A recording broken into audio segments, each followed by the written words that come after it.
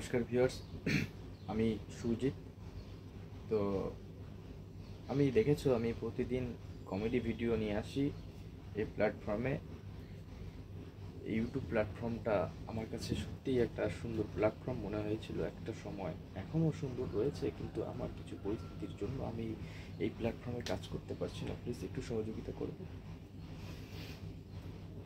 আমি নিজেও জানি না আমি কি করব, আমি দিশেহারা হয়ে গেছি, আমি আর পারছি না। আমি মার্কেটে কিছু ঋণী হয়ে গেছি।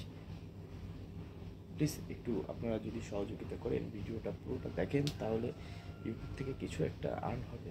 বর্তমান পকেটে আমার 10 টাকা নেই। বন্ধুরা একটু সহযোগিতা করবেন। আমার বাড়িঘর দেখতে পেয়েছেন, এই হচ্ছে আমার বাড়িঘর। আমার কাজ নেই, 3 মাস হয়ে গেল। 3 মাসের মধ্যে আমার এখনো কাজ জোগাড় করতে পারিনি। প্লিজ একটু সহযোগিতা করবেন।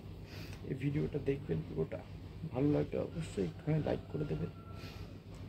এই ভিডিওটা যদি আপনারা দেখেন, তাহলে আমার এই চ্যানেলটা হয়তো মনিটাইজ হয়ে যেতে পারে, আমি এখান থেকে কিছু আর্ন করতে পারবো। প্লিজ সহযোগিতা করবেন বন্ধুরা, প্লিজ সহযোগিতা করবেন। আমি এটুকুই বলবো, ভালো থাকবেন, সুস্থ থাকবেন। আমার মতন বিপদ যেন কারো না আসে।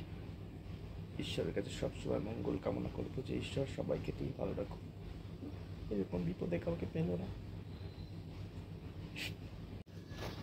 তো বন্ধুরা, আমার হার্ট অপারেশন হয়েছিল, আর হার্ট অপারেশন হওয়ার পর থেকে আমি ভারী কাজ করতে পারি না। তো কিছুদিন একটা দোকানে কাজ করছিলাম, সেখান থেকে সেই দোকানটাও লস রান চলছিল, আর সেখান থেকে কাজটা আমার চলে যায়। তারপর থেকেই 3 মাস হয়ে গেল, আজ বাড়িতে বসে আছি। মেয়ে আছে, ছোট্ট একটা মেয়ে আছে, আর পড়াশোনা খরচ পারছি না। প্লিজ একটু সহযোগিতা করো প্লিজ।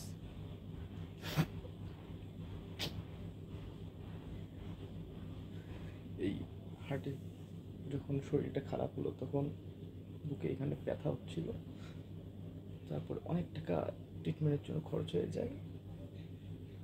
পাবলিকের কাছ থেকে এদিক থেকে ওদিক থেকে ম্যানেজ করে আমাকে হসপিটালে পাঠানো হয়। প্রচুর টাকা আমি এখন দেনায় পড়ে গেছি।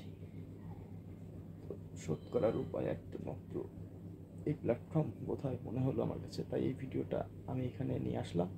প্লিজ একটুখানি সহযোগিতা করবেন, ভিডিওটা সকলের মাঝে ছড়িয়ে দিন। বন্ধুরা একটু সহযোগিতা করুন, নইলে আর ভালো থাকবে।